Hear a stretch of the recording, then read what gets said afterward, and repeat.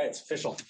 Good afternoon, everybody, and welcome to the sixth and penultimate session of this fall's Education Policy Colloquium series, sponsored by the Program on Education Policy and Governance. My name is Jim Pizer. I'm an academic visitor here at Kennedy School, and it's my privilege to host this colloquium series alongside Paul Peterson and Marty West. In addition to today's event, we've got one more session, as my penultimate comment hopefully implied, and which is next Thursday here in Taubman. And it's going to feature Massachusetts' new Commissioner of Education, Pedro Martinez, who started here in Massachusetts, I think 4 months ago, coming from Chicago Public Schools, I think before that San Antonio. So he's been on the job for just over 4 months. And this will be, I think, kind of an important opportunity for him to sort of describe what some of his priorities are going to be going forward and sort of some lessons learned both here in Massachusetts and perhaps elsewhere in his prior service that he's going to bring to the Commonwealth. So hopefully you can all join us for that session again next Thursday at noon here at Taubman. Today's session is entitled Putting Merit Pay into Practice, and it features two principals, not meaning principals of a school, but principals as in leading characters, who negotiated a landmark teachers contract in Washington, D.C. in 2010. In particular, DCPS Chancellor Rhee, former, who's here with us today in the room, and former DC Teachers Union President George Parker, who is, I can't see him now, but he's up there in the Ethernet on Zoom. So we'll have both of them sort of having a conversation from those two different perspectives and talking about their unusual partnership to get to this landmark agreement. Besides running the DC public schools from 2007 to 2010, Rhee was TFA teacher in Baltimore, founder of the New Teacher Project, and founder of Students First. She's now a venture partner with Equal Opportunity Ventures, an early stage investor in entrepreneurs creating commercially successful companies that advance economic mobility. George Parker is now a senior advisor at the National Alliance for Public Charter Schools, following his service in DC as the union president. And those are two things that don't necessarily go together. So I don't have to tell you that it's a pretty unusual career transition. Maybe we can talk a little bit about that as we get into the conversation. But given the fact that our principals or our speakers are in two different places, we're going to try to run this session as more of a conversation and a dialogue rather than a formal presentation. So I'll start off maybe by asking our guests a few questions, and then we'll open it up to the group in the room to sort of follow up and take it from there. Hopefully we've got some people online, and so we'll be monitoring the chat. So if you've got any questions or comments that you want us to integrate into the conversation, we'll try to do that as well. It is being recorded, so it's on the record, whether you like it or not, but sort of keep that in mind, both in terms of your questions and any comments you might have. So with that, Michelle, let me start it off by asking you just briefly maybe to summarize the major components of this contract and sort of what you think the biggest impact of the contract was on what was going on in DC, on student outcomes, on teacher behavior, the whole sort of bit. Sort of what are the basic elements and kind of what was his impact? And George, I'll ask you to sort of follow up and fill in after Michelle starts. So I'll first, I think it's important to give a little bit of context for the contract negotiations and what we ultimately agreed upon. So in 2006, Adrian Fenty was elected mayor of DC. He was the youngest mayor ever elected and the only mayor ever to win every single precinct in the city. So it was a very unusual victory. His primary tactic was like retail politics, knocking on doors, standing on street corners, that sort of thing. Legend has it that he knocked on half of the doors in Washington, D.C. But one of the things that Adrian said was that every household that he went into, didn't matter if it was in Northwest in Chevy Chase or in Ward 8 in Anacostia, that virtually everyone was telling him, if you want to make this city better, you have to fix the schools. We had a circumstance in the DC public schools where if you graduated from high school, the likelihood that you would then graduate from college within 4 years was about 9%. 8% of the city's eighth graders were on grade level in mathematics. 2%. And probably the most disheartening data of them all was about our little ones. And basically that showed that if you were coming into the system as a kindergartner, you pretty much came in on par with other kids who looked like you. So other African-American kids in urban cities like Milwaukee, Sacramento, Memphis.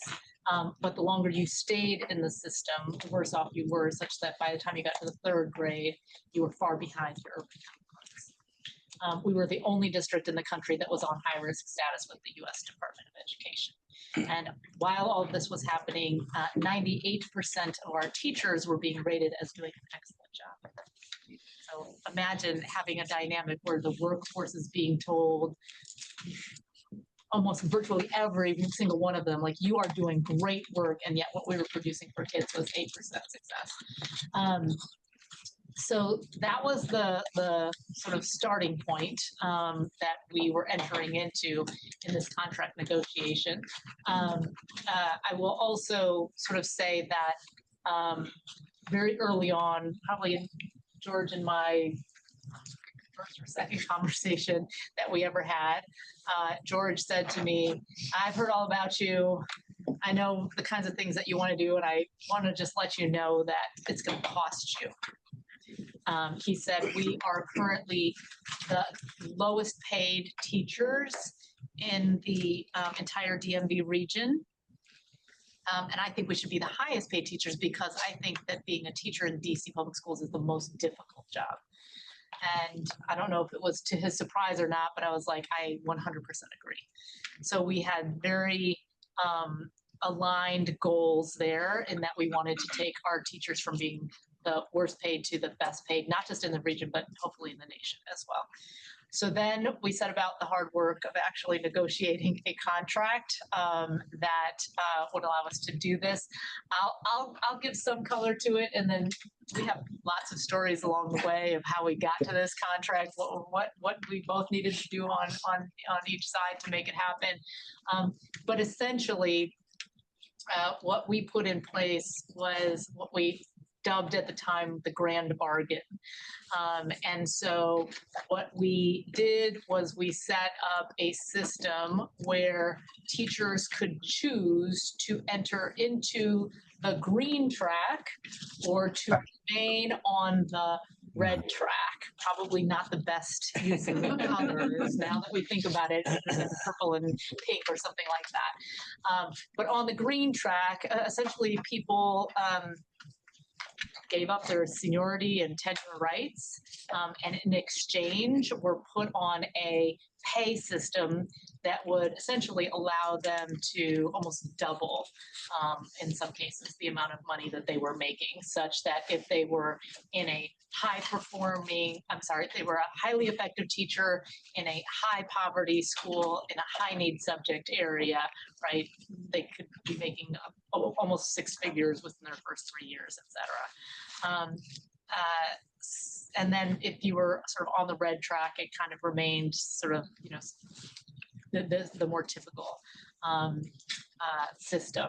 And so that is what we put in place. In addition to that, in terms of the teacher evaluation, we basically went from a system where none of the evaluation was based on actual student achievement to, in its first iteration, 50% of the evaluation was based on student achievement growth, which at the time was absolutely unheard of.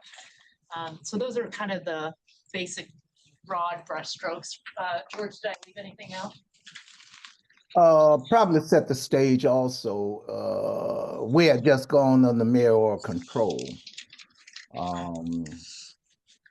Now, as a union leader, I think we all knew that change needed to occur, but with large systems, it is so difficult to to make the changes that are necessary.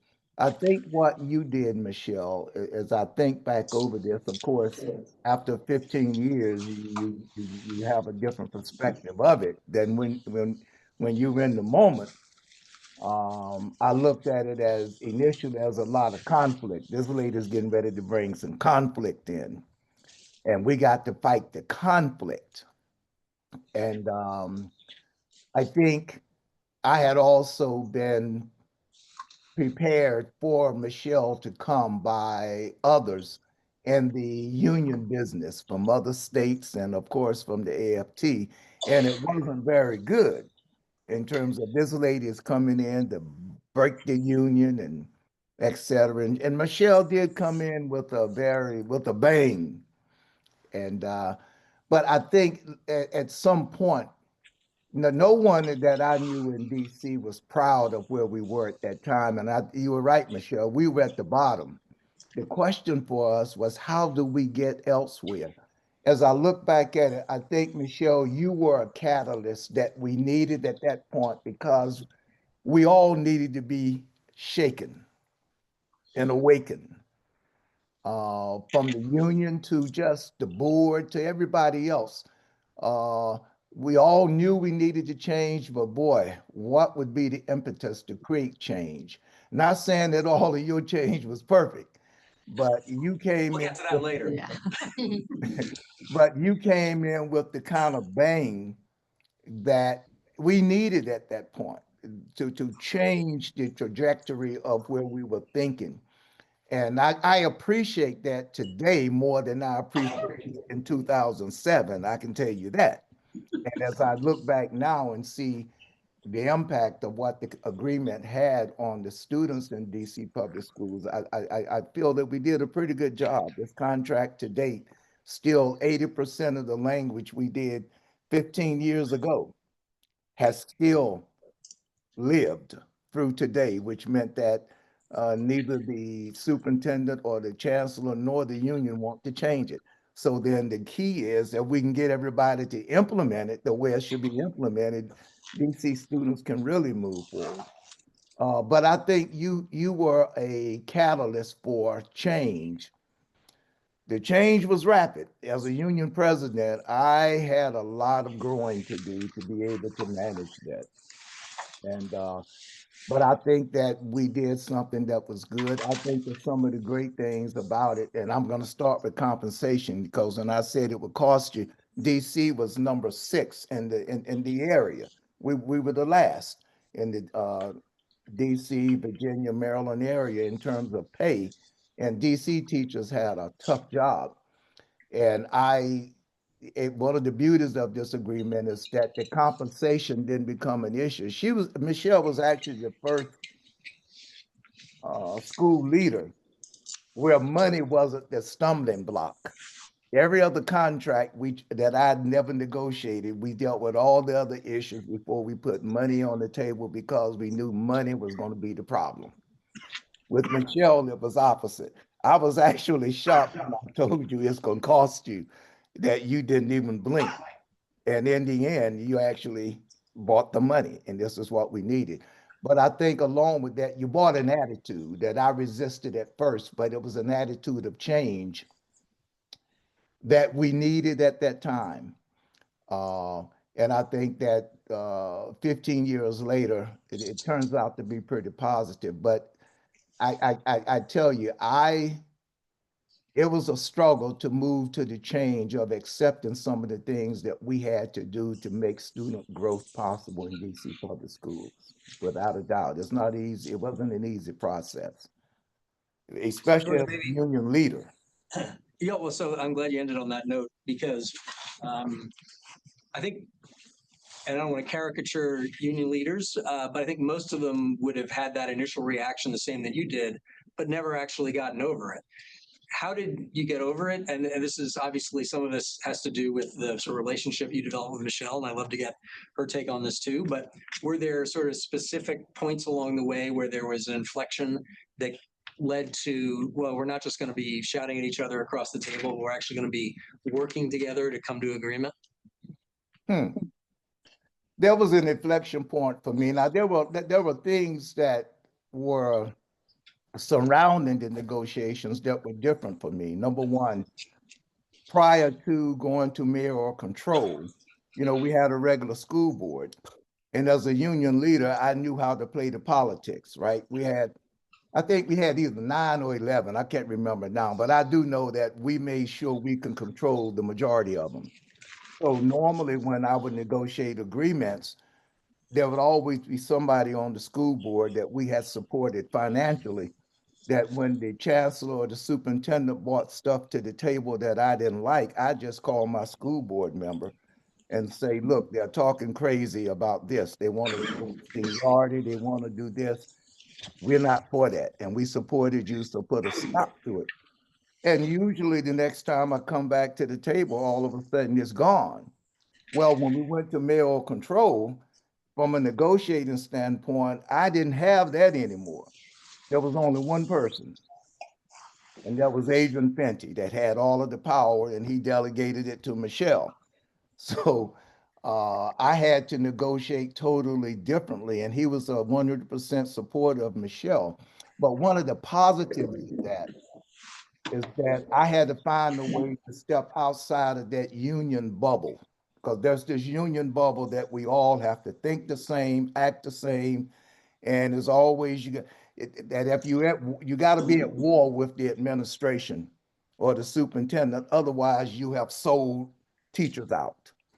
I had to get out of that mindset of that union bubble, that merit pay, performance pay. No, don't even discuss it. Seniority, don't discuss it.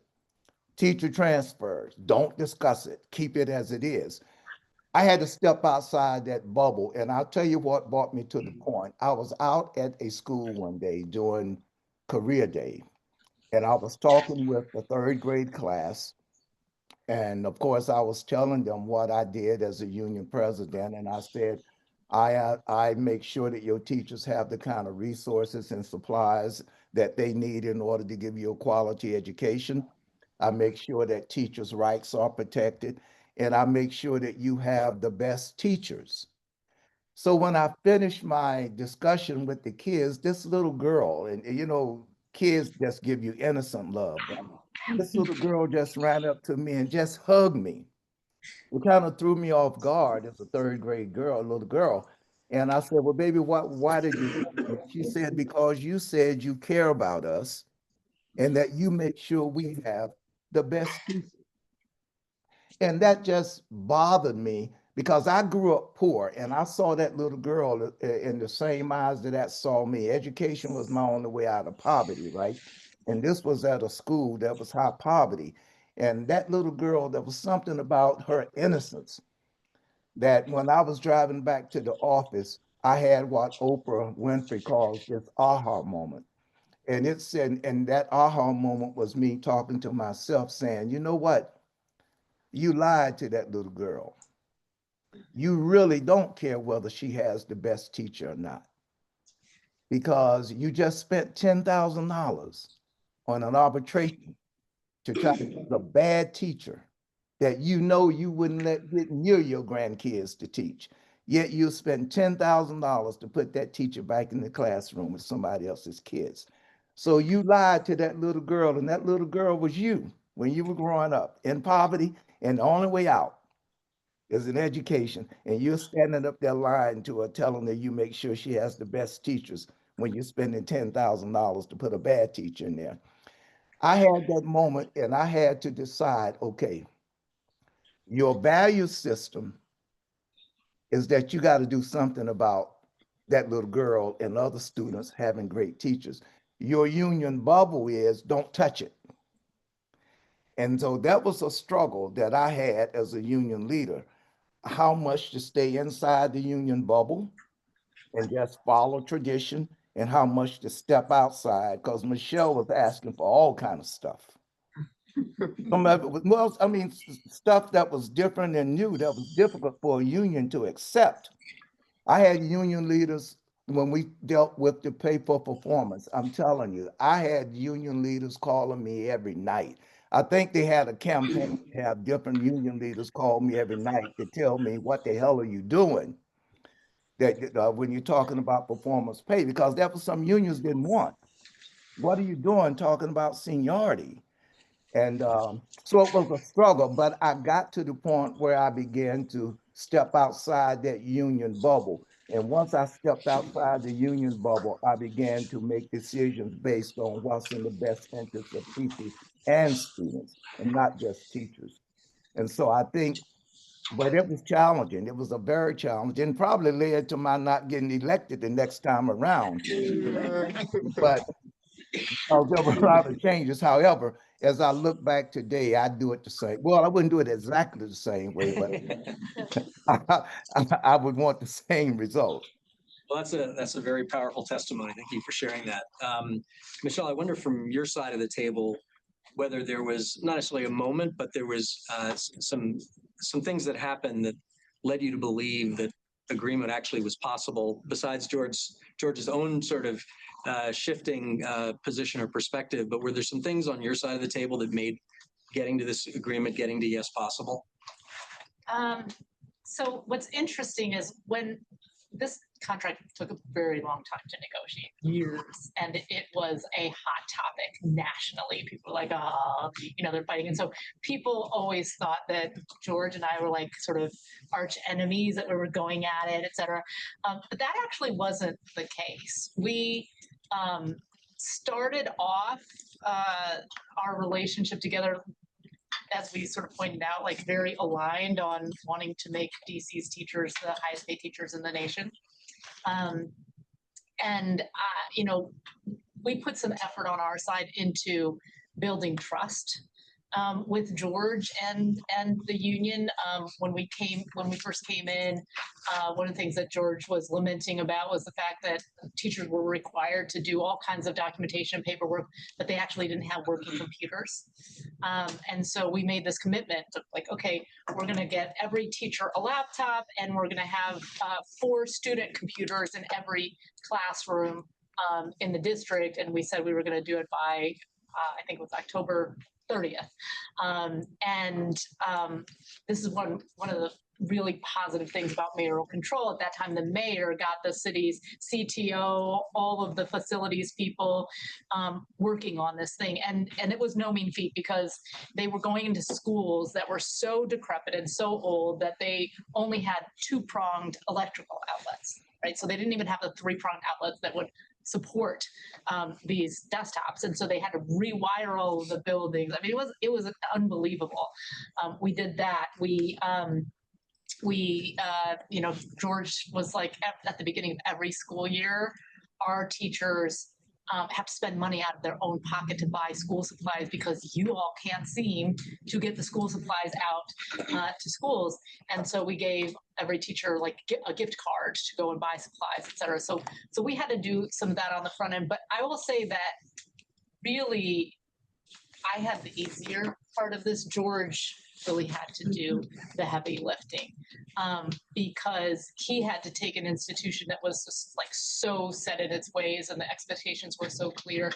And I think that both Adrian and George are like the unsung heroes in the whole DC school reform story, because we would not have been able to do what we did without this man. And the amazing thing about him, and I talk to superintendent friends all the time, both past and current, or like I cannot even broach the subject of performance pay, tenure, seniority, what have you. They like refuse to engage in the conversation. And that was one of the unbelievable things about George, is that he was always willing to have a conversation. I saw him change his mind a lot over the course of that time. And that's just such an unusual and fortunate dynamic for me. And, some of it we would joke. Sometimes we'd be in my office together, we'd be talking about things, and then he'd as he was leaving, he would say to me, okay, I'm just giving you fair warning, I gotta go throw you under the bus now.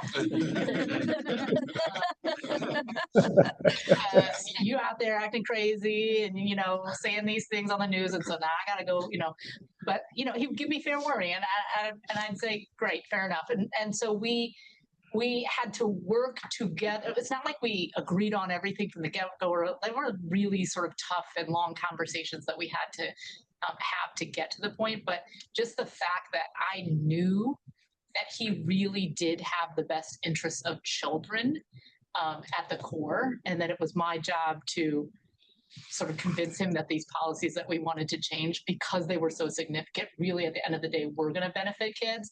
That was the hardest work that I had to do. And then he had to go out and deal with his national union, the union vice president who was trying to, scuttle his every move, the union reps. I mean, he wore the brush of that. So obviously marital controls is critically important. You talked about some of the trust building initiatives that you did, even small ones that sort of built trust with the field and with teachers. Obviously the relationship that both of you developed over time. But to go from the lowest paid to the highest paid teachers requires money, which, neither of you control directly. How did you sort of mobilize the resources to put those dollars on the table to make an agreement possible? Yeah. So in this time frame, like sort of the 2009 time frame, it was super tight budgets all the way around. So every urban school district in the country at the time was cutting budgets, and we had to cut ours as well. And so we knew that in order to enact this proposal, we needed an influx of money. And so we made the decision to raise philanthropic dollars to do that. Which was highly unusual, and it had to be a lot.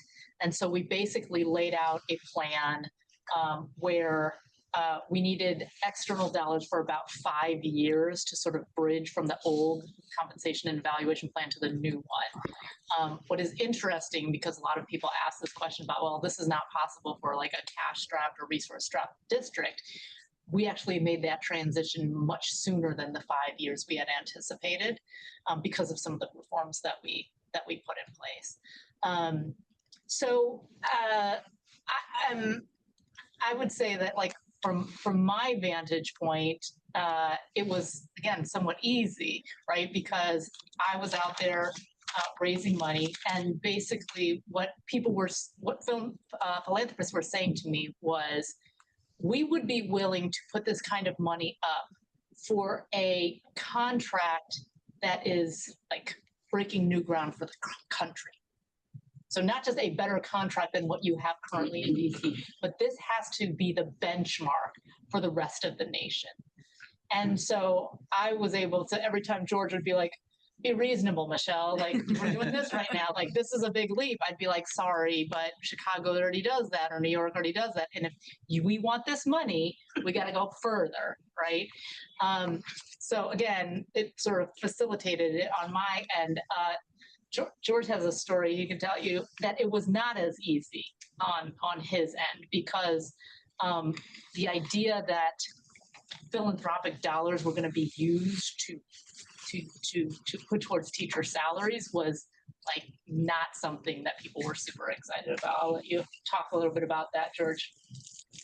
Yeah, the performance pay piece, and if you notice, I use the word performance pay because merit pay for unions is like, no one wants to hear the word. But the whole concept, when I shared with my board that we were looking at performance pay, boy, you would have thought there was a nuclear bomb that just went off. People they didn't hear the word performance. They heard the word merit. And merit pay had a significantly different meaning, because merit pay was dealing with your base salary, which meant you don't get a really great base salary unless you merit it, right? Whereas performance pay, as we put it in, was over and beyond a solid base pay. But I remember I had a vice president who, well, actually won my position the next election, but who was undercutting pretty much all that I was doing. So I remember when the concept of the performance pay came up, In our Constitution, any group of teachers, if you get 100 of them to sign a petition, they can force a membership meeting and they can direct the president in terms of what to do. So during this negotiations, my general vice president got over 100 signatures of members who were opposed to any form of pay for performance.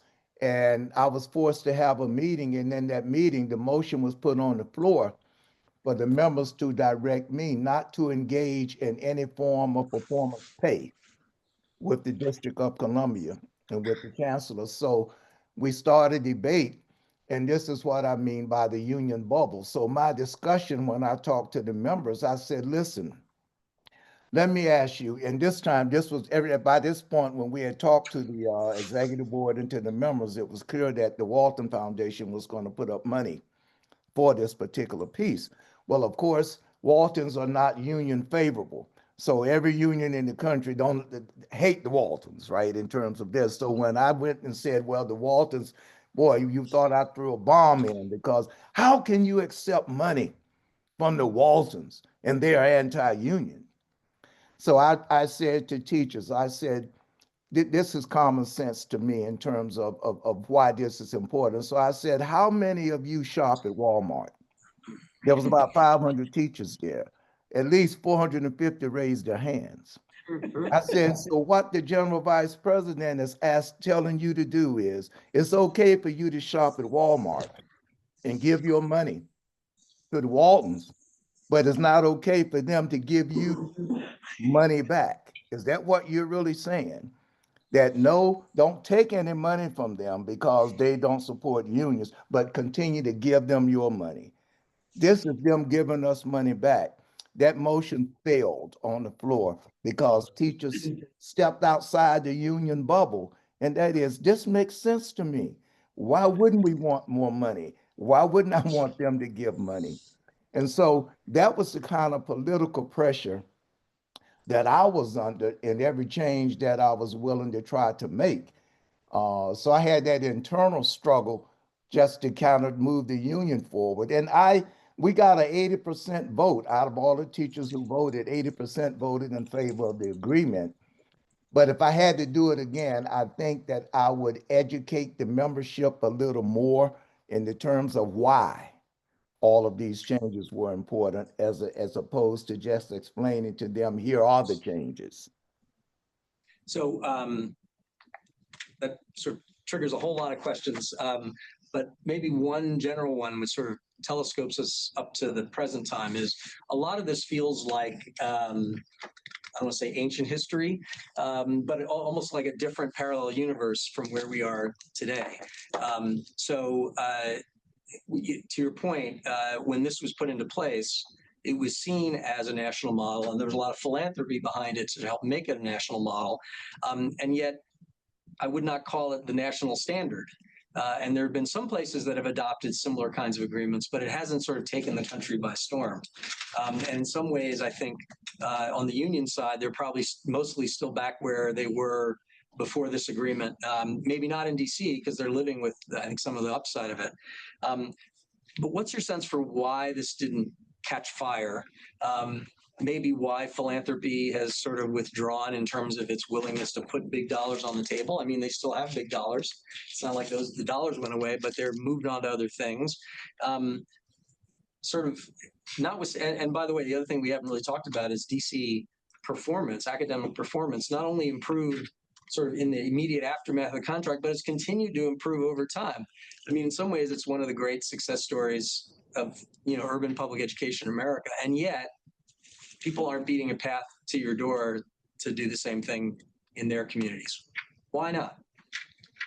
I completely left education in 2018 because I was like, we actually know what we need to do for kids. We just refuse to make the hard decisions that we need to do them.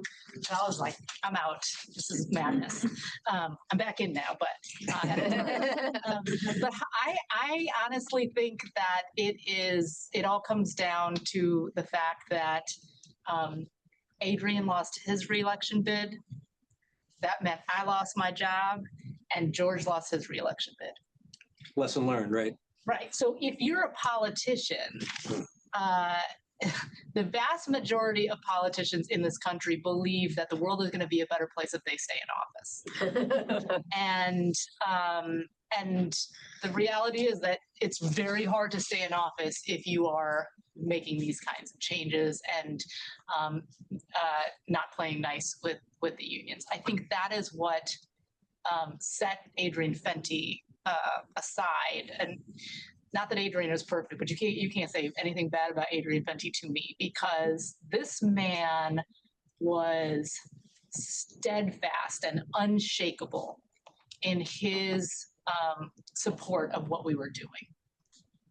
I tell a couple stories. So one is that it used to be the case that when George alluded to this, like the superintendent is trying to do something or push something that the union or others don't want, like then you call the politicians and you're like, hey, we contributed to your election campaign, etc. Like, and Adrian would just never take calls from people. He would like not listen. I remember we were at a press conference one time, and a reporter was saying to Adrian, well, the chancellor says that you need to do this. Is like, Mayor, do you believe that's true as well? And he's like, I think whatever she thinks.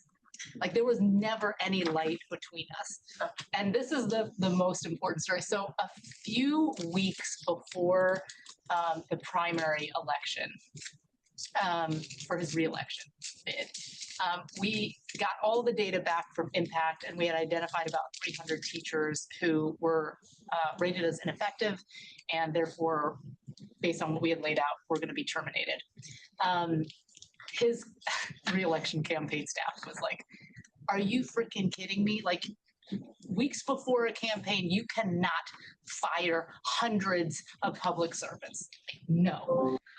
And so I remember this meeting that I had. I went to his office, was talking to him, and I wanted him to get reelected too, right? So I was like, sir, if you need me to roll this back, like I got you, because I can just tell people like, hey, it's our first year. There was some, we want to give it another year.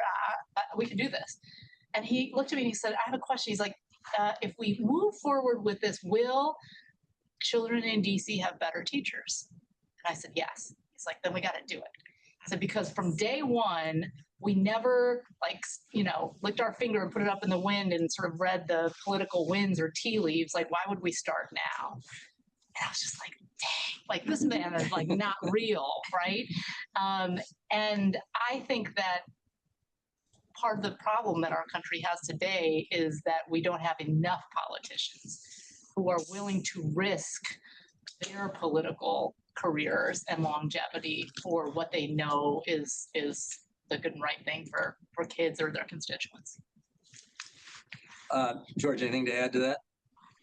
Well, I think that he just hit on something that is so important, and it's also something that I had to struggle with, and that is, I remember Michelle and I had a conversation once in her office, and you can see it traumatized me, Michelle, because I tell it all the time. But I remember Michelle and I had a discussion, and she had said to me, George, the difference between me and you is that I have the courage to follow through on my convictions and you don't. I was pissed. Who are you to tell me I don't have the courage to follow through to my convictions? But as I began to think about it, and I was pissed, but as I thought about it, I'm saying, you know what? She's right. The only reason I'm not doing what in my heart I know is right is because I haven't gotten completely out of the union bubble, and there's a little fear. Is that when those other union presidents call you, yeah, it does. You would like for your other union presidents to feel good about what you're doing. You do want to feel like you are part of the group and not be isolated. But it's hard to do that if you're going to step outside the bubble. And so she was right in this much as it took me a while to have the courage to step outside of that bubble, because you're talking about friends that I had in the union and in other states forever are calling me and criticizing what I'm doing, and that's tough. And so my challenge was, I know this is right, but I'm going to lose some friends. I'm stepping out of the union bubble to take some chances that can affect those who are in the union bubble, right? If I bring merit pay or performance pay here, they're right. Then their particular boards and their state will start thinking, well, maybe we ought to try this here. And so it was a challenge for me to step outside that union box. But I got the courage to do it, even though she pissed me off when she said it. It had me thinking that that was my problem.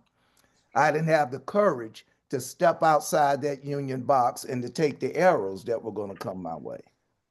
So let me, not to open it up for everyone else to sort of jump in here and ask some questions. One thing I just wanted to mention and sort of make sure I'm getting my story right is, Michelle, you mentioned impact, and that's the sort of broader teacher evaluation and support system that came along with all of this. And I think one of the things that I've taken away from that is it wasn't just, we're going to run some lame process or some quantitative algorithm and determine who the good teachers are, that the evaluation process was taken more seriously, that the people doing the evaluation were respected by the teachers and credibility, and that it wasn't just a punitive exercise, but a supportive one. Is that a fair characterization of kind of what was intended and what was implemented? That is how I would have characterized it. I don't think everybody characterized it in that manner. I'm just trying to help you. I appreciate that. But yes, I mean, what was interesting is, I said before, sort of 98% of the teachers were being rated as effective or highly effective. So few of our kids were actually succeeding. And so we did a poll to ask people how they felt about the current performance evaluation. This is both teachers and administrators. And the vast majority of people said it was bad and needed to get changed.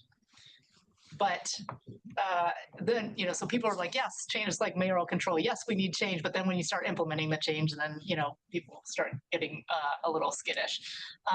But I think one of the things that we're proud of, and this is one of the things really that George pushed a lot on, was the use of master educators as an example. So we identified a different classification of teachers, master educators. And because basically one of the things that we heard from teachers as we were asking them what's wrong with the current evaluation system, as an example, I met this one teacher who was like, I teach 3-year-old kids who are on the autism spectrum. My principal used to be a high school gym teacher. He knows nothing about what I should be doing, my practices, et cetera. He comes in, he makes a couple check marks, and he's in there for 5 minutes and he leaves. That's my evaluation, right? And so we put the master educator structure into place because we said, we want people who are subject area and grade level experts, right? Who know what they're going in and looking for, people who are widely respected by their peers. They were going in at the beginning 5 times a year, 3 of those unannounced, right? So it was moving away from like the dog and pony show and actually being delivered by people that teachers felt they could take, not just feedback from, but also who could help them improve their practice. And so we did put in place things like that, which again, George had been really pushing for, having these additional supports and professional development around what the evaluation looked like. Great. So let's open it up. Who's got questions? Michelle, why don't you call people? Oh. Yeah, I don't want the responsibility. My question is for George. I'm not super familiar with teachers' unions, but why is there such resistance to performance pay or merit-based pay? Why is that such a flashpoint for union members? I think one is because there's a lack of trust in terms of whether or not the system itself that is developed would be fair to teachers. For example, one of the biggest challenges we had in DC. Now, when the performance evaluation process impact was implemented, it was the first time in DC that teachers, that student performance was included as a part of the teacher evaluation process. And that was scary to a lot of teachers. Fear was crazy. Now, though this came later, let me set the stage for you in terms of what I had to do. Prior to that, Michelle had appeared on the cover of Time magazine with in a black outfit with a broom. Now, I can't tell you, I can't tell you what that looked like to teachers and how my phone as union president lit up. See, I told you she just wants to sweep teachers out. She's not trying to be fair to teachers. Oh, I'm telling you that I almost had nightmares about that Time magazine cover because it made teachers feel that, uh-oh, this is a summer that her main solution to DC public schools is sweeping teachers out. So I had to fight that. And that was something that just fed my general vice president. So then it was like he was really on the road then to be against me. But I think in the end, the one thing that I like about the relationship I had with Michelle is that we focused on issues. Issues of when I said teachers need computers in order to help facilitate record keeping, we had them. When I said teachers are taking money out of their own pockets at the opening of school to buy supplies, which is, it doesn't make sense. The school district should provide the supplies that teachers need for schools. She got teachers a card where they could go to the Staples or wherever and get supplies on the card. Common sense type of things that if you identify a problem, you try to find a solution, even if you disagree sometimes on the solution, you keep working till you reach it. So I think that was the good thing that I liked about Michelle. And I got to that same point, and that is, I think both that Fenton, Michelle, and I were idea people, which means like, let's think about how to solve problems, how to solve the problems that can help kids in DC. And I think that's how we got to where we were going to get with the contract, Michelle, because I know you noticed after the first year or so, I began to change. I was much more open and thoughtful about kids because I had made that transition of courage to step outside the bubble to do what was necessary to help kids and withstand whatever the criticism would be. I just want to add one thing to his answer, which is remember, like the sort of foundation of unionism in education was sort of based on the fact that early days, right, administrators were making decisions about who was going to get which position and pay of people that was sometimes arbitrary based on race or gender, right? And so part of the union proposition when teachers were unionized was about standardization and predictability so that those kinds of decisions could not be made arbitrarily. I think that was an important thing, right? You want that. You don't want the ability for racism, sexism, et cetera, to come into play as it pertains to wages, et cetera. And so I think the foundation of that was right. But I think that wanting that standardization and predictability meant that things like performance pay where people were going to get different levels of pay, not depending on something that is predictable like years of service, but based on something that is less predictable like student achievement, right? That's, I think, why people generally, union leaders are opposed in education. I'm going to go here and then back row there. So in contrast, I came from Chicago Public Schools, so I'm very familiar with teachers unions. Oh, yeah. God bless you. So George, I am curious to hear your work definitely sounds like it was the hardest. And so just curious to hear, it sounds like evaluation was one of the pieces, but were there other components of the contract that you felt like really ultimately made it palatable for your membership? Or were there strategies that you took to kind of better inform or sell people and get people to come around to ultimately approve a contract? Oh, well, I think one of the things that we did, and we worked with the AFT too, we scheduled sessions all around the city at different schools to make sure that teachers had an opportunity to understand what the language was in the contract. I think that the compensation definitely made a difference. I think teachers saw, even if teachers, and there were teachers that I talked to who were conflicted because some folks would say, well, I kind of like her though, that she wants to change, but she's mean. And I'm saying, well, and actually, I mean, I meet teachers all the time today who say that I liked her because she was holding people accountable. But of course, that can become controversial.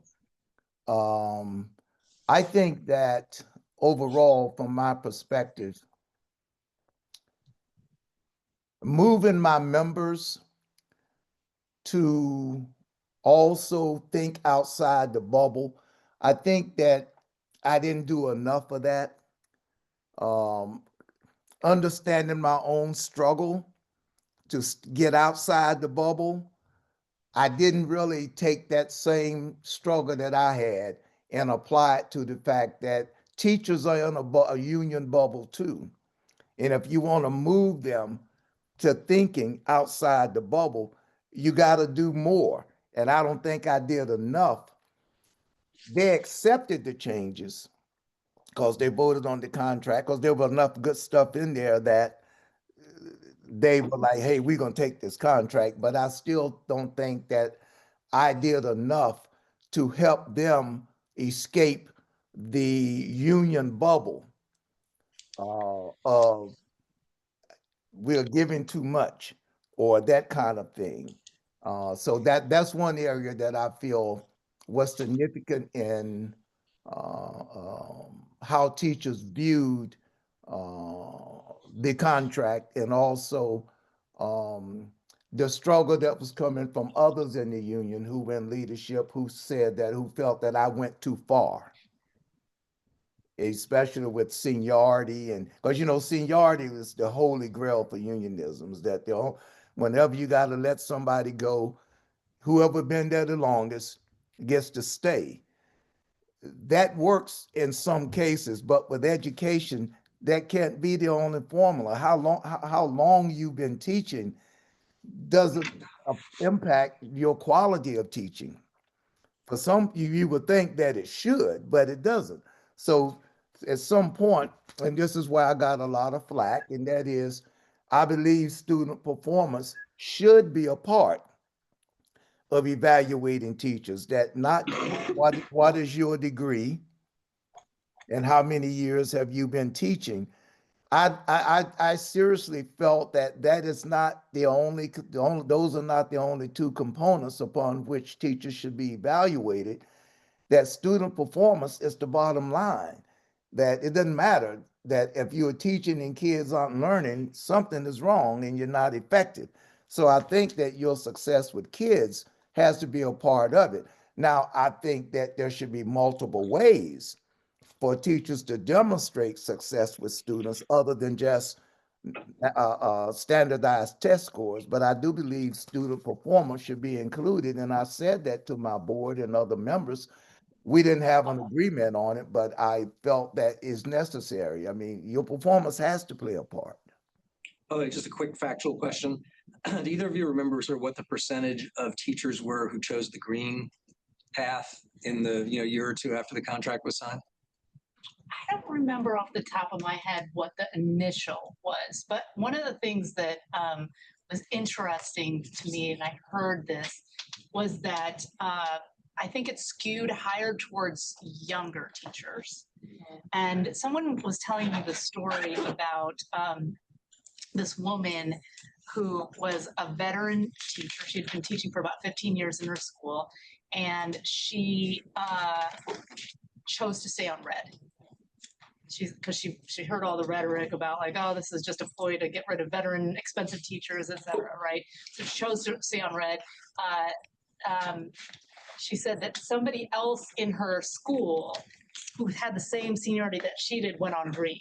She's like, 2 years later, this lady paid for her daughter's wedding, bought a new car, went to Hawaii. Like, I'm driving the same hoopty that I was 2 years ago.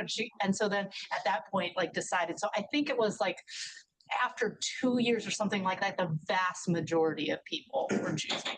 Yeah. And yes, in the blue shirt. Hi, Michelle. Thank you so much for joining. My name is Madhukar. I'm doing the MCMBA here as a recent fellow. It's also good to see you because I'm also Teach for India from the inaugural cohort in 2009. So we heard a lot from you and Kaya Henderson. A lot of these stories have turned around. So it's good to see you in person. So one question is, obviously from the back when you were heading the DC schools, if you had to think of the things that you've done and not done, if you had to do things differently, are there any things that you now feel that maybe you could have done things differently, maybe with George or otherwise that you didn't do then?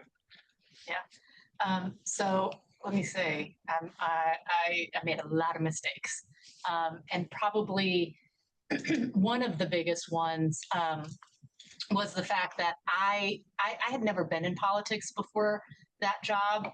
And even when I started it, I didn't think that I was in politics, right? I just thought like, oh, put your head down, work hard, make like measurable change, and people will like those changes and want you to continue. And that was not the case. We were talking in the last class about the fact that, they had done polling to show that people loved the changes that were being made in DC public schools. They hated me and Adrian, right? So there was this like cognitive dissonance between like, we like what's happening, we don't like how it's happening. But I know for a fact that I really failed in understanding what now people say to me, and I absolutely agree, which is that I was running a political campaign and I should have been acting as such. And so I would go to press conferences as an example, and one of the columnists for a well-known outlet said, you want to know why journalists love you, Michelle? Because you give good quote. They're like, and what he meant by that is like, they would ask me questions and I would actually answer them instead of knowing what my talking points were and just repeating the talking points over and over again, because people need to hear things. Rupert Murdoch once told me 7 to 11 times before it actually sinks in, right? I just thought like, oh, this is common sense. Of course, everybody knows why we're going to lay teachers off by quality instead of seniority. Actually, they don't. And I was not actually helping the situation at all by just assuming that everybody would know those things. Yes. So I'm from Chicago as well with Gabby, but from the other side of the river, I'm from the charter world. Okay. There's a lot of critics that say that many of the reforms in DC led to the proliferation of charter schools and charter growth in DC.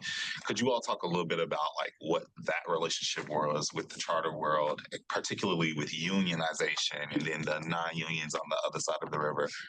Just a little bit about that relationship. I'll go quickly first, and then I'll hand it over to George, who has entered that world fully. I want to say 2 things. So one is that I have always been a proponent of choice. So charters, embraced charters, had partnerships with charters. We had a voucher program, federally funded voucher program. I supported that. People hated that. And one of the narratives about me was she's trying to orchestrate the downfall of public education, right? And by doing all of this thing, we're going to have less traditional public schools that are going to do worse, et cetera. One of the things that I would encourage people to look at is the fact that we managed to, with these aggressive reforms and embracing choice, we reversed a 40-year decline in enrollment in DC public schools. And I think that's important. I think because we were being so aggressive about the reforms because of the choice dynamic, I think it made DC public schools more effective, and now we have more kids. Whereas I think a lot of the cities that were trying to fight reforms and choice, et cetera, at every turn, like the school district has continued to operate like business as usual, and their enrollment has continued to decline. So that's one thing. I want to say another thing about charters, because I was a proponent of charters and I still am, but choice for choice sake is not my thing. Choice when it results in better opportunities and outcomes for kids is. This is one of the interesting things. So charter leaders loved me. I'd give them facilities, all this kind of stuff, until we put impact and the compensation system in place. And then it was, I got so many calls from people. And I remember one conversation in particular with a charter school board member who was like, Michelle, you don't understand. All of our best teachers are now telling our principals that they're going to leave to go to DCPS. And we've spent all this time training these teachers. We should have a uniform compensation structure. And I was like, MFR, no. You were telling me for so many years that, competition will raise all boats, right? And all this kind of stuff. And now that we have the competitive advantage and we're being more competitive, now you want a standardized basis? No, that is not how this works. It has to, and so it was at that point that I realized, like, oh, wait a second, charter folks who were claiming that competition was going to make everybody better when the rubber hit the road and the traditional public schools were becoming more competitive, that was not the song that they were singing. But George had a complete 180 on charters. So. Yeah, it's also just a part of my growth and transformation, because my first year, I became president of the Washington Teachers Union in 2005. Michelle came in 7. Between 5 and 7, I was a typical union leader, which meant I was anti-charter. Now, I know the question was asked earlier in terms of, did what we do facilitate the proliferation of charters? It could have somewhat, but I think one of the things that made charters so prevalent in DC was that, DC falls under congressional authority, and Congress actually passed legislation to force charters in DC. And there are people who were looking for alternative means of education because the traditional public schools were not functioning very well. But I was opposed to charter, and it was also a part of me just deciding that I got to step outside the union world and kind of do what is right. I was opposed to charter schools. As a matter of fact, I helped write some of those talking points in terms of charter. No, I'm serious. I helped write some of the talking points. For example, charters are going to destroy public education. Charter schools are run by white folks who want to make money on Black kids. Charters pick their students. No wonder they do better. I helped write some of all of that stuff. The unions are much better at talking points, much better at writing talking points than superintendents and school districts. So, but here's the deal. I was not being genuine in terms of, I was a union leader at that point, but I wasn't stepping outside that bubble of educational leadership, because it wasn't that the union anti-charter movement wasn't about the quality of educations that charter provide. If you look at our talking points, we never said that initially charter schools weren't outperforming public schools. We stayed away from that conversation because initially they were. We talked about stuff that created fear, that charter schools are going to take the best and brightest students from the public schools, all of that stuff. The reality was that for unions, charters presented a threat to our financial income, because it was too difficult, and it still is too difficult from a financial standpoint to organize charter schools. Some charter schools only have 15 teachers. So you spend $200,000 to fight to organize a school with 15 teachers. You realize how long it'll take for you to recoup that money? But if you can organize a school district where you got 5,000, 3,000, then your income is much more. So we saw the proliferation of charters as being a threat to union power, because as you take kids away from our public schools, you're also taking the teachers away. So now we don't have teachers paying those union dues because charters aren't organized. That was the real reason. Once I stopped that particular bubble and said, okay, let's do what's best for kids, it became common sense to me to switch. I know someone said that it was odd for me to be a senior advisor at some point at public charters and having been a union president. It's because I switched and realized that, look, this is crazy.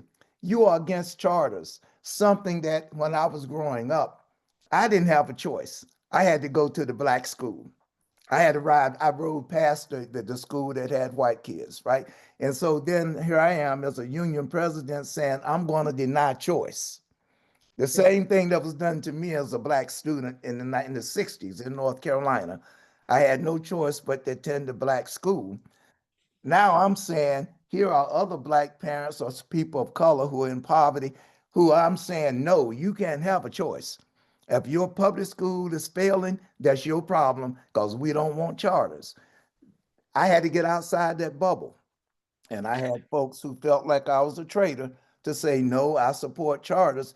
But my theory is, look, educate our children by any means necessary. If it's charter, fine. The value is, do you get a quality education, not how. Thank you for sharing. This is such an illuminating session as I'm taking adaptive leadership with Brown Hyphens. Thinking, George, to your point, you spoke several times to the bubble, the bubble, the bubble. And you spoke of one of your regrets as you wish you broke the bubble for more people. I wonder, from both your perspectives, especially Michelle, you step away from education, how do you foresee us, whether that's a city, a school district, or even a nation, mobilize at a collective level to do the work that's necessary? How do we create that holding environment so people can break the bubbles for themselves and for each other? Or is it hopeless? I will say, so I left education in 2018. I about a year ago, I moved into venture capital, which is a place that I never thought I would ever be. And what I've found in the last year of working in venture capital is that I have regained my optimism. I am seeing founders every day who are pitching me, and they have ideas that I think can actually completely change the game. And it's really exciting. George was referring to school board elections and how tough those are and how easy it is right now for special interests to kind of control school board elections. But I don't know if you saw, I think the piece today about mobile voting and the technology that will enable that. Like you sort of think about, okay, well, will mobile voting mean that more people are voting in school board elections? So I see the potential for a lot of these innovations to come into the sphere and really help to sort of level the playing field in some ways, to innovate in exciting ways. And so I'm much more hopeful that today than I was 7 years ago. Yeah, I think that moving forward is going to be necessary for union leaders to also begin to look outside the bubble. I mean, we talk a good game about quality education, but we don't live it.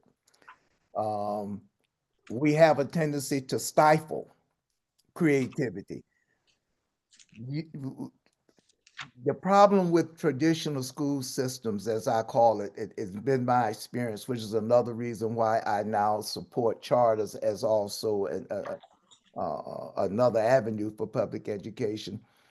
Changing a traditional public school system is tough because you have ingrained ideology that you have to overcome in order to even move forward. You start having to eliminate that psyche that has a certain ideology, which I ran into in terms of union. It's like, no, you got to fight the administration.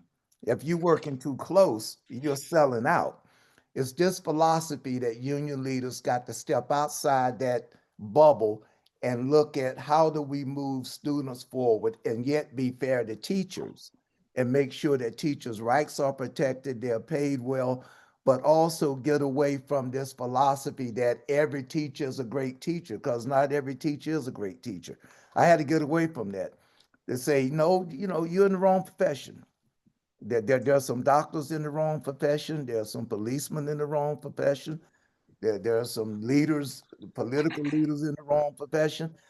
It's like you just in the wrong profession. And we can't afford to keep you in this profession with you damaging kids. It took me a long time to get to that point. So I think we're pretty much at time. So maybe Michelle and George, have you got any closing remarks for us? Building off that sense of optimism, Michelle, that you sort of, we don't need any more, pessimistic, dark. No, I really am. Like, I'm serious in saying that I am very optimistic now. I'm looking at, founders who have ideas around how to utilize ESAs and maybe for traditional public school districts to leverage ESA dollars for innovation. People who have ideas around structuring how the teaching profession works to allow more flexibility for more people to come into teaching, and for those who are in teaching to be able to kind of chart their own course. I'm seeing some great things on like early reading, like really like utilizing technology to like actually significantly improve how we teach kids to read. So I think the greatest job that anybody could possibly have. When people who have known me for a long time talk to me now, they're like, oh my gosh, you seem so happy. I'm like, yeah, I am, because this job, like, what better job could you have than like meeting with founders every day who feel like they're gonna change the world and make it a better place through what they're building. And I get to sort of be a part of that. It has given me a lot of confidence about where we can go. All right, George, you have to top that with an even more optimistic wrap up. My optimism is that I see, first of all, the world has changed. I mean, I think technology has changed the game if we use it correctly. I think AI, though it can be some negative stuff there, it can change the game. I think that you young people who are now beginning to look at what you can do in terms of education, you can change the system of one that can meet a lot of the needs that we weren't structurally prepared for in the past. So I'm very optimistic because I think young people have modalities that if we can adapt those modalities to education on a broad sense, I'm very optimistic. So my biggest thing for young people get into education today, be courageous. Don't be limited by the ideas that are already in the bubble. Because if you look at success in this country, from technology to other things, it is the people who think outside the bubble that really make the difference. Nice job. Well done, both of you.